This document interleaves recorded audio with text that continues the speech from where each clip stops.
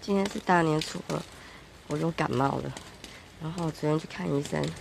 好多病人哦，可是我就是一般的感冒。那我昨天吃完药之后，觉得今天身上都是药味，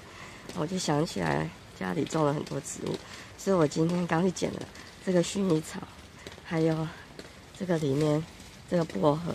还有那个胡椒薄荷，还有这个万寿菊，还有一个东西是迷迭香，可以增加脑力，不想变老年痴呆症。好，还有那个迷迭香，所以我把它捡起来，捡这么多，然后我现在要准备把它煮成花茶，然后还有一个就是这个荆棘连皮，它有很多维他命 C， 还有一些类黄酮，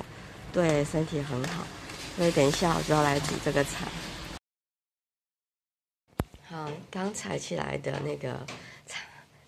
植物，我们就要把它剪成一小块一小块的，然后就放在这个里面的水是山泉水，没有受污染的水。然后这个是迷迭香，把它剪小，然后这个是万寿菊，万寿菊闻起来就是像百香果的味道。然后这个是薰衣草，然后就把它们全部放在一起，然后有一点薄荷。但因为我们家里今天没有红枣跟桂圆，所以如果有放红枣跟桂圆就更好了。好，那我们把它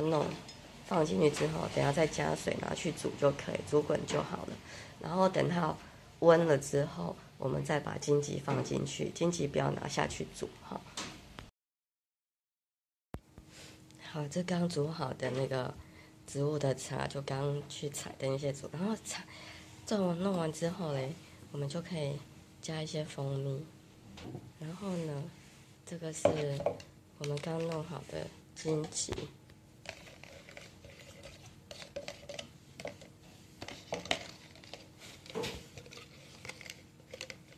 就把它放下去，然后就可以吃了，然后就很香，很好喝哦，超好喝的，去油解腻。而且这些植物有很多的植化素，还有类黄酮、维生素 C， 可以增加免疫力。有机会大家可以试试看，完全没有农药的，非常非常的好喝。